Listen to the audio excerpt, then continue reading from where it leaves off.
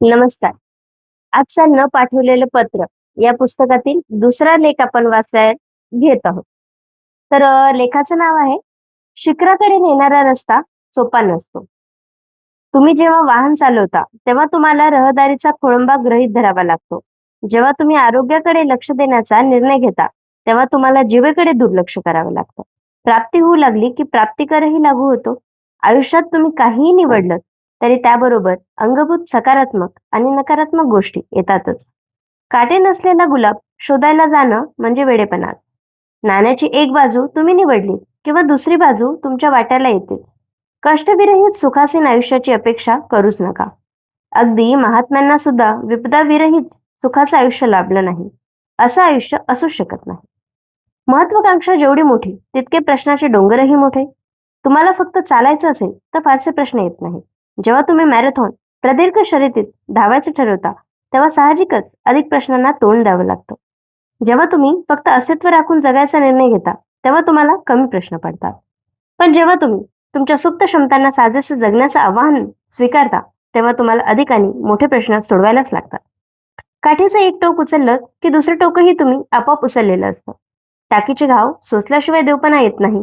शिखराकडे जाण्याचा रस्ता सोपा नसतो आणि शिखर ज्यांनी गाठलं त्यांना ते सोपं कधीच गेलं नाही. अखेरीस इतिहास वाचणारा आणि इतिहास घडवणारा यांच्यात फरक असणारच. बायबलच्या अभ्यास गटामध्ये एकदा त्यांनी मॅलची 3:3 हे सुक्त वाचले.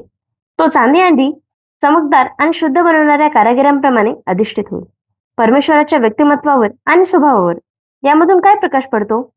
त्या आठवड्यात गटातल्या एका महिलेने एक चांदी कारागिराला भेट देऊन त्याच्या कामाचं निरीक्षण केलं. कारागिरानं चांदीचा एक तुकडा विस्तावावर धरून तो तापवायला सुरुवात केली. त्यानं स्पष्ट केलं की चांदीमधलं सर्व अशुद्धत्व जळून जाण्यासाठी तो तुकडा विस्तवाच्या मधोमध जिथं जाळ सर्वाधिक दाहक असेल तिथं धरणं आवश्यक असतं. त्या महिलेने कारागिराला विचारलं की त्याला त्या जाळापुढे पूर्ण वेळ बसून राहणं भाग असतं का? कारागिरानं होकार देत सांगितलं की केवळ तो तुकडा धरून बसून भागत नाही, तर संपूर्ण वेळ त्या तुकड्यावर नजर खेळवून ठेवावी लागते. चांदी जर ज्वाळेमध्ये क्षणभरही जास्त वेळ जळली तर तिचं नुकसान होतं. महिलेने त्याला विचारलं, चांदी पूर्णपणे शुद्ध केव्हा झाली हे तुम्हाला कसं कळतं? त्यानं हसून उत्तर दिलं, सोपं आहे. माझं प्रतिबिंब त्यात दिसायला लागलं की समजायचं. तुम्हाला जर आयुष्याचे चटके बसत असले तर लक्षात ठेवा, परमेश्वराची नजर तुमच्यावर खेळलेली आहे आणि तसं प्रतिबिंब तुमच्यामध्ये दिसू लागेपर्यंत तो तुमच्यावर सतत लक्ष ठेवणार आहे. प्रत्येक माणसामध्ये एक प्रेषित दडलेला असतो.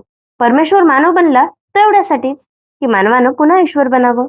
आयुष्य म्हणजे तुम्हाला पोळून टाकणारी भट्टी नाही, तर तुमचं रूपांतर शुद्धतम चांदीत होण्यासाठी तुम्हाला झळाळी आणणारी पावक प्रक्रिया आहे.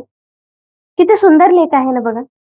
शिखराकडे नेणारा रस्ता सोपा नसतो, म्हणजे आपल्या ध्येयाला गाठण्याचा रस्ता हा कधीच सोपा नसतो. आपल्या ध्येयाला गाठण्यासाठी चटके तर घ्यावेच लागणार. खूप सुंदर वर्णन केलेलं आहे. धन्यवाद.